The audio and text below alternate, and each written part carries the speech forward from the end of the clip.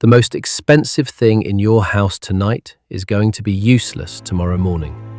The cheapest thing on your shelf is going to outlive every dollar you've ever spent on electronics. That's not a metaphor. That's the actual math of an electromagnetic pulse. And the US EMP Commission has been quietly publishing reports about it for 20 years. 2 in the morning. Your kitchen is quiet. The microwave clock blinks once and dies. Your phone goes dark in your hand. The fridge stops humming for the last time, and somewhere outside, a car horn cuts off mid-blare and never restarts. And on the counter, between the dead laptop and the silent coffee maker, sits a $2 Bic lighter. 10 things on this list, most under $30. The one at number 9, almost every prepper I know gets it completely wrong. Before we hit the list, 90 seconds of physics. Because if you understand this part, you stop needing lists like this one. You'll just look at any object in your house and know whether it survives. An EMP isn't magic. It's a brief, brutally fast burst of electromagnetic energy. And the prepper community talks about it in 3 pieces: E1, E2, and E3. E1 is the fast one, nanoseconds, faster than any surge protector you can buy. E1 is what fries microchips. Your phone, your laptop, your modern car's engine computer, your smart fridge, your hearing aids, anything with semiconductors smaller than a grain of rice. The smaller the chip, the deader it gets. E3 is slow, long. It rolls through power lines, pipelines, railroad track, and pushes massive current through transformer windings until they cook themselves from the inside. E3 is what kills the grid, the substations, the big transformers we don't have spares for. The middle piece, E2, behaves like a lightning strike. It mostly compounds whatever damage E1 already started. You don't need to memorize it. Here's the principle the EMP Commission's engineers kept coming back to. The simpler the device, the better its odds. No microchip, no long antenna, not plugged into the grid. Anything that meets all 3 has a very high chance of surviving. That's the whole secret. The next 20 minutes is just applying it 10 times. And one more thing before we start. This isn't doomsday content. The math says a long blackout from a hurricane, a cyber attack, an August heatwave, an ice storm in February. All of those are far more likely than a science fiction EMP. Either way, the same 10 items work. So the prep pays for itself even if the worst case never arrives. Quick housekeeping while you're with me. Every item I mention in this video, with prices, models, and where I'd actually buy each one, is linked in the pinned comment below.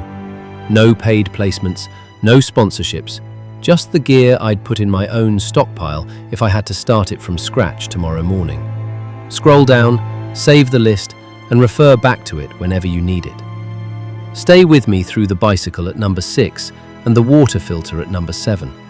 By the time we hit number 9, I'll show you the item that decides whether your stockpile actually feeds your family or just sits there decoratively. Let's start. Item 1. Bic lighters. Sarajevo, 1993. The siege is in its 2nd year. Power's been off for months. And in the underground markets that have replaced what used to be supermarkets, there's a single item that trades better than vodka, better than coffee, better than American cigarettes. A Bic lighter. The full one, the kind your gas station throws in for free if you buy a candy bar. People are walking around with them looped on string around their necks, and every Bosnian survivor who's ever written about it says the same thing. By month 4, fire became the harder currency. This isn't theory. This is what happens when a city goes dark for 2 years and stays that way. That's the first item on the list, the $2 Bic. Here's why it works. A Bic has no electronics. None. There's no chip, no antenna, no microcontroller. It's a pressurized aluminum can, butane gas, a flint, a steel striker wheel, and a spring. Every single one of those parts is older than the light bulb. There is nothing inside a Bic for an electromagnetic pulse to fry. A book of matches gives you about 20 strikes. A standard Bic gives you around 3,000. Same shelf, same price range. 100-fold difference in output. After the grid drops, you're going to need fire to boil water, sterilize a wound, cook food, signal across distance, keep warm, and quietly tell everything in the dark you don't want near you that you're awake. The prepper move is to buy them in bulk. A 50-pack runs about $50. Cool, dry, sealed in a plastic bag. Heat slowly degrades the rubber seal and the butane bleeds out. A fresh Bic, stored properly, will still strike on the first try 10 years from now. $2 now, priceless later. And while a lighter handles fire, the next thing on the list handles everything else. Repair, defense, building, breaking. Almost everyone already owns the bones of it without realizing it. Item 2. Manual hand tools. The cordless drill on your workbench is a paperweight the moment its battery dies. The air compressor doesn't compress without a wall outlet. The circular saw doesn't circle. Modern American garages are stuffed with rechargeables that all share one feature. They all stop working at the exact same instant. And then there's the green metal Craftsman in the corner that hasn't been opened in 3 years. Inside it, a hammer, 2 hand saws, a brace and bit, wrenches, a file, a sharpening stone, channel locks worn smooth where someone's thumb sat for 30 years. That box doesn't notice the grid going down. There's nothing in it to break. A claw hammer doesn't care about an EMP any more than a rock cares about Wi-Fi. It's wood and steel. Here's the priority kit, and you can build the whole thing for under $150 if you're patient at estate sales and pawn shops. A 16-ounce framing hammer. A full screwdriver set, flat and Phillips, multiple sizes. Channel lock pliers and a pair of needle nose. A 12-inch adjustable wrench. A handsaw with a sharp blade. An axe, full size for felling, plus a smaller hatchet for kindling. A pry bar. A bastard file for keeping blades sharp. A sharpening stone. Buy used when you can. American-made tools from the 60s and 70s, Stanley, Craftsman, Snap-on, are forged from harder steel than anything in the import bins today, and they cost half. They've already proven they can outlive a generation. They'll outlive yours too. 1 quart of mineral oil keeps the steel from rusting through a humid summer. That's the whole maintenance program. Steel and wood don't break. But you can't eat steel. Tomorrow morning, you're going to be hungry, and what's in your basement is locked behind metal. Item 3. Manual can opener. Picture day 2. The grid's been down 48 hours. The freezer's warm. The fridge is a problem. And in your basement, you have what every serious prepper has: a wall of canned food.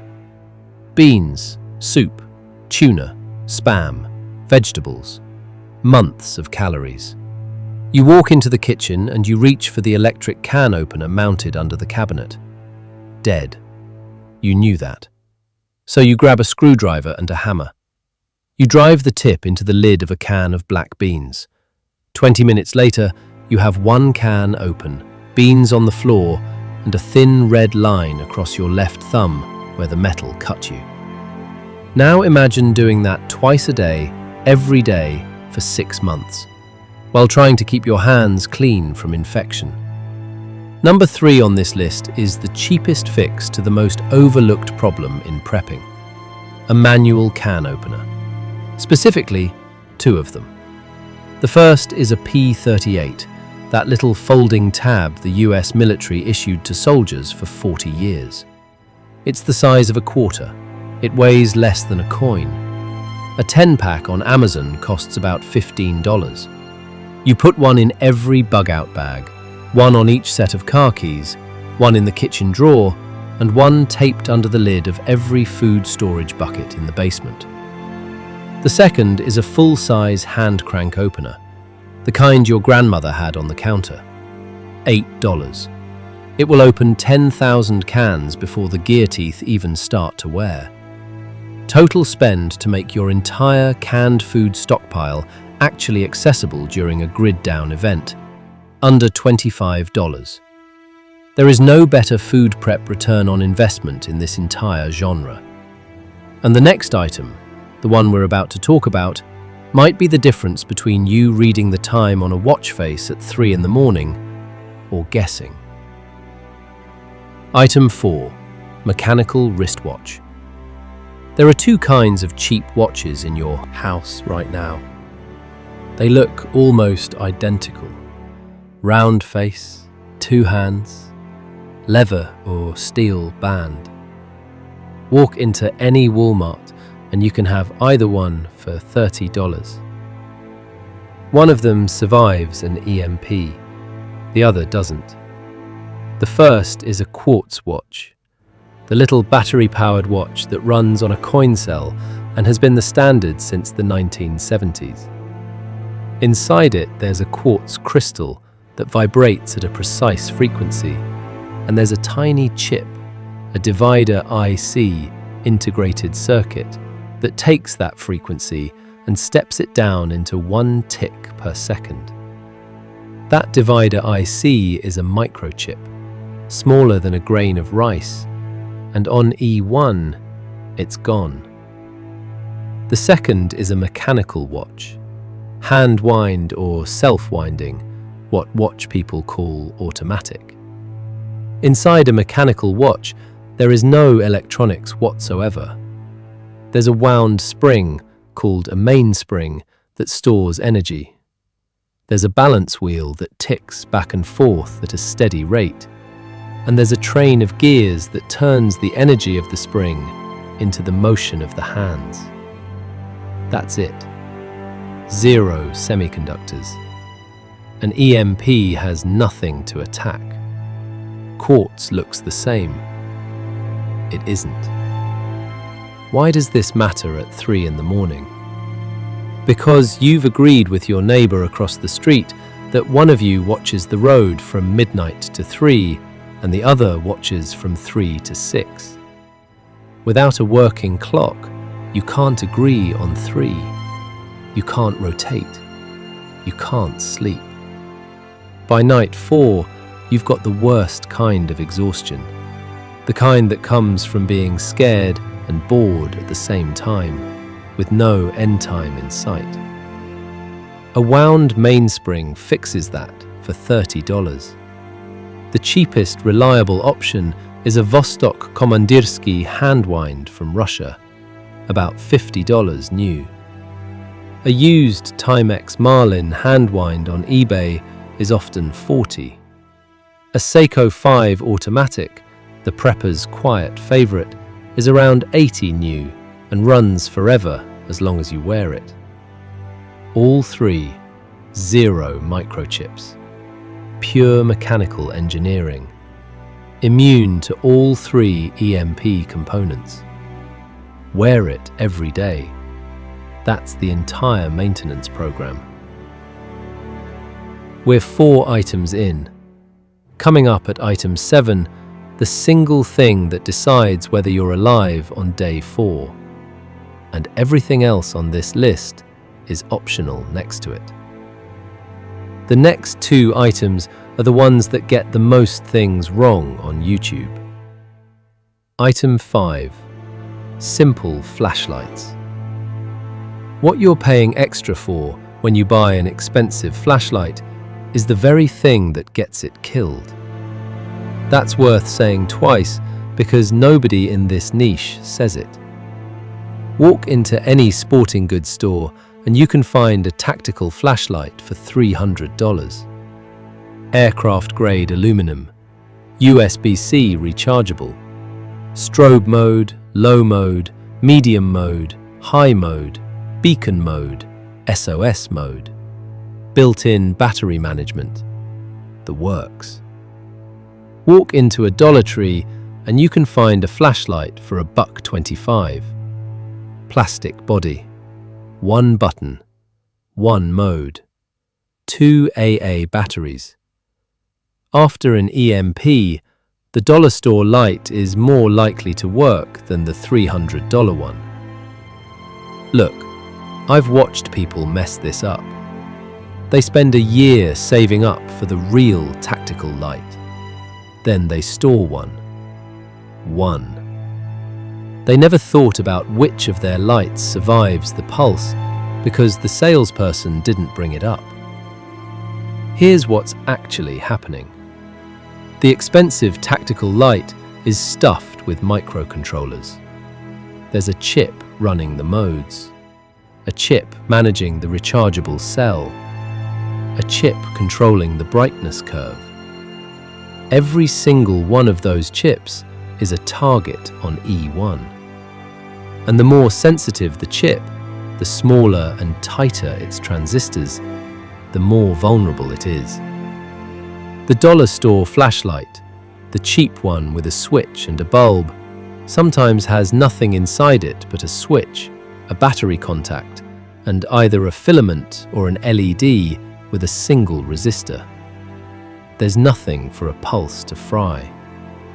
It is, almost by accident of how cheap it was made, more EMP resistant than the gear sold to police. The smart prepper move is a 3-tier flashlight setup. Tier 1, a basic incandescent maglite, the old steel-bodied one your dad probably has.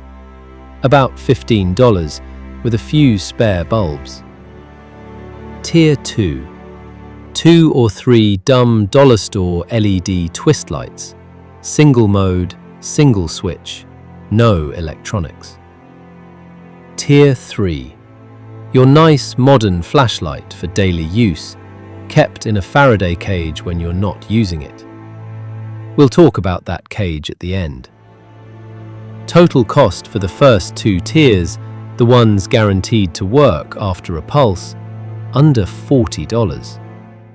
That's the price of one mid-tier tactical light. And it'll outlive that tactical light by a generation. The same logic applies to whatever's parked in your driveway. We're roughly halfway. 5 items down, 5 to go. And item 7 might be the single most important thing on this whole list. Quick thing. If this grounded, realistic approach to prepping is helping you, hit the like button. It tells me to make more calm, practical guides instead of the doom-scrolling content that probably brought you here. That's all I'll ask. Back to it. Item 6. Bicycle. Here's a number that should change how you think about this. In 2004, the US EMP Commission did something most people don't know about. They took 50 modern vehicles, built between 1987 and 2002, and they put them inside a simulator and hit them with up to 50,000 volts per meter of E1 field. Real testing, government dollars. Documented in their final report to Congress. Roughly 1 in 10 of those vehicles stalled out completely and required restart or repair. 10% of vehicles built more than 20 years ago. Today's cars have 10 times more electronics in them. Engine control units, drive-by-wire throttle, anti-lock brakes, infotainment systems, electronic ignition, telematics, lane keep assist. Every one of those is a potential failure point that didn't exist on a 1995 Civic. Nobody actually knows the failure rate of a 2026 vehicle in a real high-altitude EMP because nobody's tested it at that scale. But you don't need precise data to make a decision.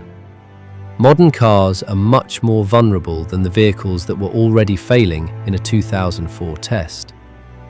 The pre-1980 carburetted truck with mechanical points ignition your 70s F150, your old Bronco, your 78 Land Cruiser, is the gold standard on four wheels.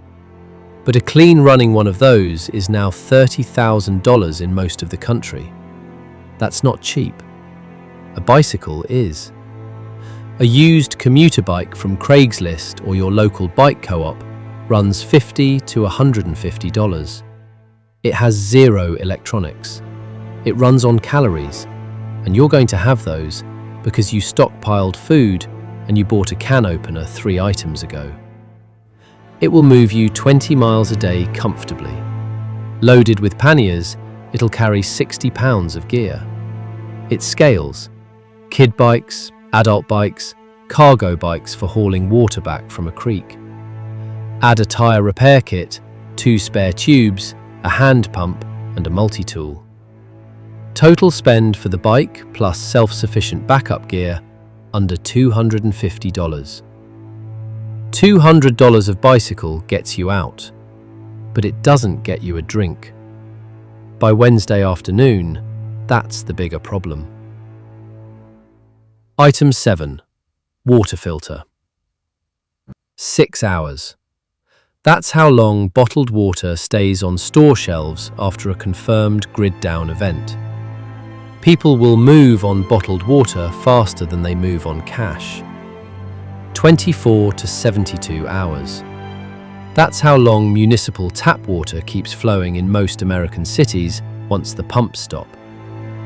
Water mains hold pressure for about a day. Gravity-fed reservoirs maybe 2 or 3. 3 days. That's the maximum a healthy adult survives without drinking water. Stack those numbers in a row and you have the timeline that should keep every serious prepper up at night. Bottled gone before the news cycle catches up. Taps dry by Wednesday, bodies failing by Friday. This is the bottleneck of the entire scenario. Not food, not ammunition, not radios. Water. And the good news, the actual good news, is that the equipment that solves this problem is cheap, EMP immune, and fits in your hand. A non-electric water filter has no microchips, no pumps, no batteries, no power dependency. It is pure physics. Water moves through a hollow fiber membrane, a bundle of tiny straws with pores so small that bacteria, parasites, and most heavy contaminants physically cannot fit through. Gravity, or your own breath, does the work. 3 options at 3 price points. A Life Straw Personal is $15. You drink directly from a contaminated source through it. Limited capacity, but rated for thousands of litres and unbreakable in normal use. A Sawyer Mini is $25. It's hollow fibre. It's rated for up to 100,000 gallons. You squeeze water from a dirty bag through the filter into a clean container. It fits in a pocket. It is, item for item, the highest survival value per dollar object on this list. A family scale, stainless steel gravity system runs around $300, sits on a counter. Each pair of ceramic or carbon filter elements treats thousands of gallons. For a household of 4, that's years of filtered water from one purchase. Or build your own gravity filter from 2 food-grade 5-gallon buckets and replacement filter elements. The whole thing comes together for under $60 in a single afternoon, and there are 100 YouTube tutorials walking through it. The one rule, regardless of which version you buy, do this before you need it. The line of people who waited will be very long, very angry, and very thirsty. Water keeps you alive. The next item keeps you fed, and it's already in your kitchen, probably with dust on it. Item 8. Cast iron cookware. Walk into your kitchen right now. Open the cabinet under the stove. Push past the non-stick pans you bought at the wedding registry The Calphalon set, the air fryer. There, toward the back, heavy as a brick, possibly with a thin film of rust because you forgot to oil it last spring, is a black skillet your grandmother used. After an EMP, that skillet is the most important kitchen object you own. Cast iron isn't technology, it's geology in a pan. After the grid drops, your microwave is dead. Your induction range is dead. Your electric oven is dead. Your gas stove with electronic ignition might cook for a few days, but only if your gas line is still pressurized. And residential gas pressure depends on electric compressor stations at the utility, which lose power within hours. Cooking moves outdoors, or onto a wood stove, or onto a fire pit in the backyard. And modern cookware does not handle direct flame well. Non-stick coatings burn off and turn toxic. Aluminium warps. Stainless steel works, but bleeds heat fast and tends to burn whatever's inside it. Cast iron handles all of it. Open fire, charcoal, propane, the side of a stalled truck if it came to that. 200 years of American kitchens cooked on this exact surface before electricity ever reached the room. Properly seasoned, the surface is genuinely non-stick, without a single milligram of PFAS chemistry.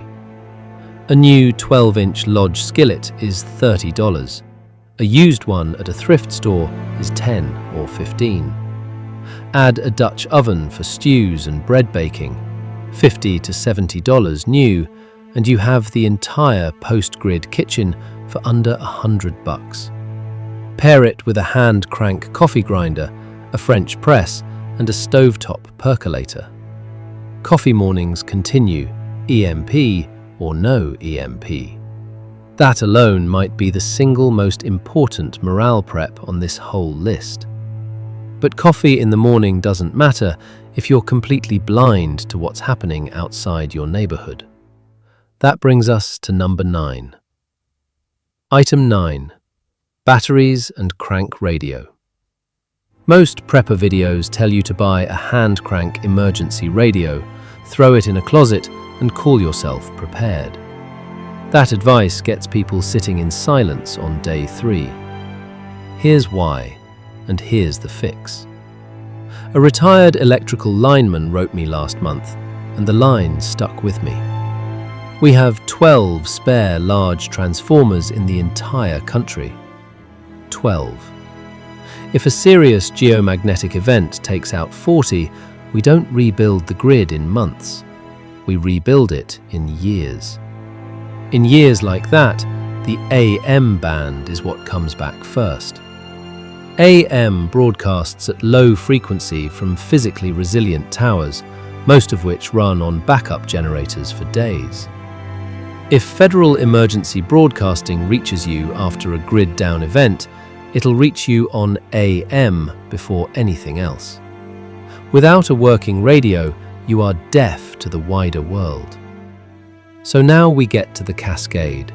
4 things in order because each one matters and they stack. First, disposable alkaline batteries. Your AAs, your AAAs, your Cs and Ds and 9 volts survive the pulse fine. The EMP Commission's testing and modern follow-up work confirm this. They're not electronics, they're chemistry. There's no microchip inside a Duracell. There's a zinc anode, a manganese dioxide cathode, and an alkaline electrolyte. None of those react to electromagnetic fields. Second, the device you put the battery into has to survive too. A battery that works powering a flashlight that doesn't work is a battery doing nothing. So you pair your battery stockpile with simple, dumb battery-powered devices. The basic flashlights from item 5. A simple AM and FM portable radio with no smart features. Third, lithium-ion battery packs. The rechargeable ones inside your laptop, your phone, your power banks, your cordless tools are different. The lithium chemistry inside is just as immune as alkaline, but every lithium-ion pack contains a small protection circuit called a battery management system, or BMS. The BMS is a chip. It exists to prevent overcharging, overheating, and short circuits. Without it, the chemistry is intact, but the pack is bricked.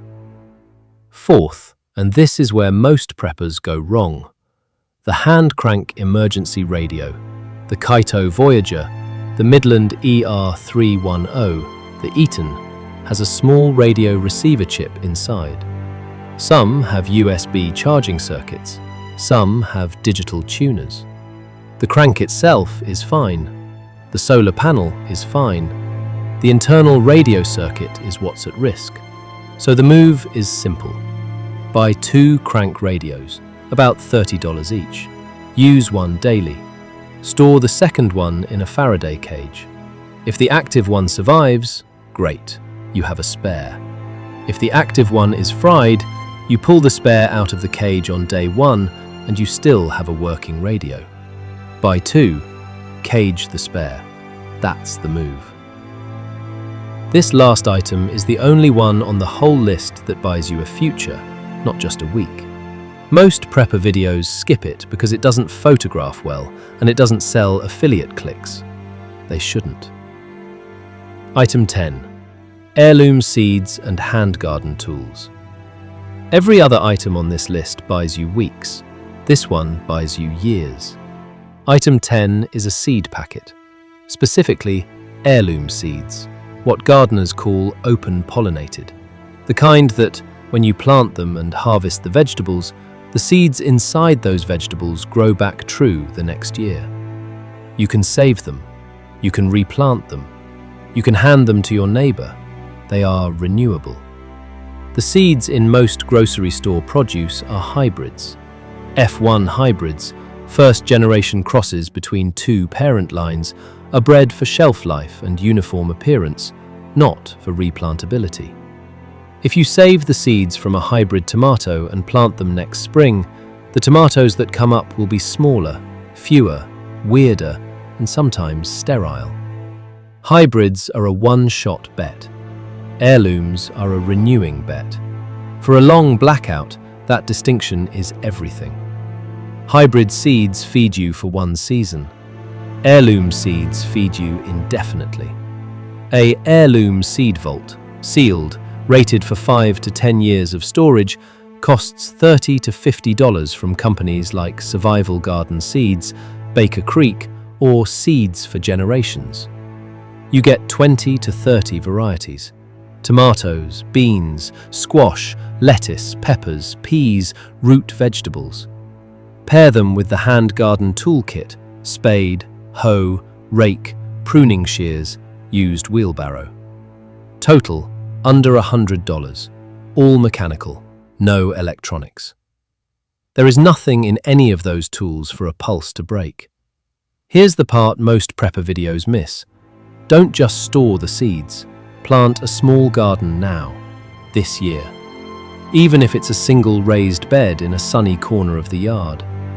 The first 3 seasons of any garden, half of what you plant fails. You'd rather find that out now than next April. And there's something else, something most preppers don't say out loud. The garden you plant this April is the food your grandchildren eat in October if everything else fails. The seed packet is potential. The garden in your yard is the actual thing. That's the 10. But before we wrap, there are 5 more under-the-radar items that didn't quite crack the top 10, and one of them is the cheapest, dumbest, most useful prep on this entire video. Bonus: 5 quick wins. 1. Duct tape and paracord. $5 each. Repair anything. Lash anything. No batteries required. 2. Plain household bleach. $3 a gallon. 8 drops per gallon of clear water sterilizes it for drinking. Rotate yearly. Bleach loses potency on the shelf. 3. A whistle. $2. Sound carries 5 times further than the human voice, useful for signaling, defense, and finding family members in a power-out building. 4. A sun oven. A solar cooker, $60 to $200. Cooks food using direct sunlight. Zero fuel, zero electronics. On a clear day in summer, it boils water and bakes bread. And 5. The one preppers actually use most, the one that never photographs well enough for a thumbnail. An old-fashioned sewing kit.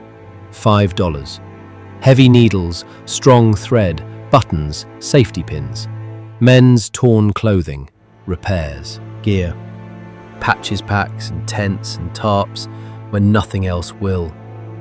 The cheapest, most used item in the whole stockpile. Total spend on the entire 10-item list, plus all 5 bonuses. Around $400. The cost of one dinner out for a family of 4, every month for a year. And what you end up with is a household that can keep functioning when 99% of the country can't.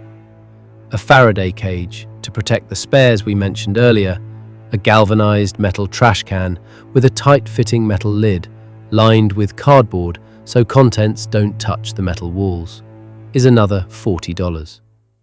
3 pieces of aluminium HVAC tape across the seam to seal it. Wrap each device in a paper bag, set it inside, close the lid. That's a working Faraday cage. Amateur radio operators have tested this exact build for decades. It works. Look, I'm not in the business of selling fear. The probability of a high-altitude EMP attack tomorrow is low. The probability of a Carrington-scale solar event in the next decade is real, but not high. What's much higher than most people want to admit is the probability of a long blackout from some other cause. Hurricane Helene in 2024 left parts of North Carolina without power for over a month. The 2021 Texas freeze killed hundreds of people in a state nobody thought of as cold weather vulnerable. A successful cyber attack on a single regional grid operator could darken half of New England for weeks.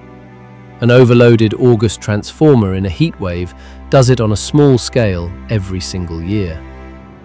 What we're actually doing with these 10 items isn't preparing for a science fiction movie. We're preparing for a long blackout, by any cause, and quietly making our households independent of fragile, just-in-time supply chains. A $2 lighter works in a hurricane. The cast iron pan sitting in your cabinet works in an ice storm. A used bicycle works during a fuel shortage that lasts weeks.